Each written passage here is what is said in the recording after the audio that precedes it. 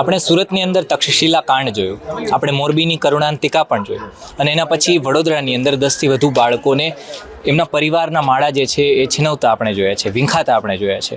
અને ફરીવાર ગુજરાતની અંદર આવું ન થાય એટલા માટે લડત છે ચલાવવામાં આવી રહી છે. વડોદરા વાલી સંગઠન એ લડત ચલાવી રહ્યું છે અને એ મામલે જ વાત કરવી છે એડવોકેટ કિશોર પિલ્લઈ સાથે. સર, સ્વાગત છે તમારું વાઇબ્સ ઓફ ઇન્ડિયામાં. સર, ફરીવાર ગુજરાતની અંદર આવી રીતના કોઈ દુર્ઘટના ન થાય એ મામલે સર તમે શું અવાજ ઉઠાવ્યો હતો અને વિધાનસભાની અંદર કોને रजूआत करी थी? विधानसभा के अंदर हम लोग मिनिस्टर एजुकेशन माननीय एजुकेशन मिनिस्टर को मिल लिया, श्री कुबेरबा डिंडोर साहब को मिल लिया और दोपहर के बाद में होम मिनिस्टर श्री हर्ष संघवी जी को मिलने के लिए हम लोग प्रयास करेंगे. उनको भी हम लोग रजूआत करेंगे.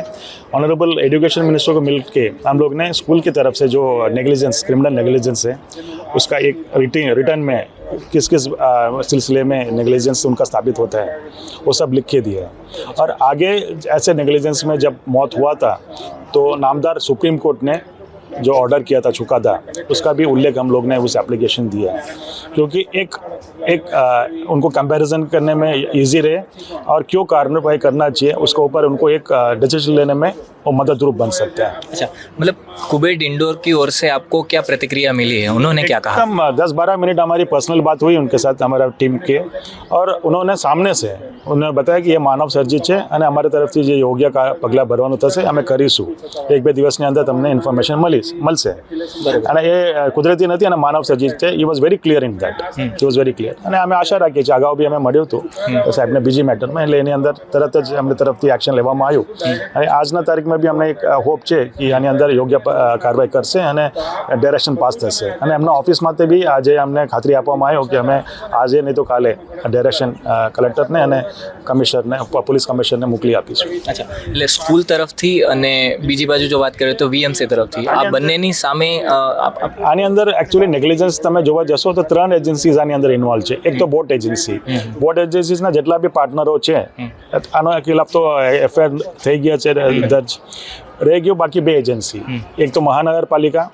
મહાનગરપાલિકા આની અંદર ગુનેગાર એટલા માટે બને છે કે અગાઉ એક જાગૃત સંસ્થા, જાગૃત નાગરિકા કરીને એક સંસ્થા, એમને લીગલ નોટિસ ફટકારવામાં આવ્યો કે આની અંદર બોટ લેસની અંદર બહુ ખામીઓ છે જેનાથી અકસ્માત થવાની સંભાવના છે, તો યોગ્ય પગલાં ભરવા માટે લીગલ નોટિસ 2021માં ફટકારવામાં આવ્યો. 2021 લઈને 2024 તક કોઈ કાર્યવાહી નથી કર્યું, એના લીધે આજે આ મોત થયું એવું અમારે માનવું છે. એટલે આ તો ડાયરેક્ટલી ઇન્વોલ્વ છે નેગ્લિજન્સ.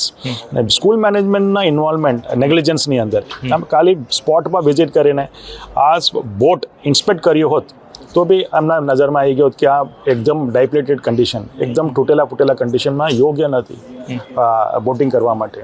તો આટલું બી એક મિનિમમ બેસિક જો નેગ્લિજન્સ એક પ્રિકોશન લેવું જોઈતું એ બી લેવામાં નથી આવ્યો.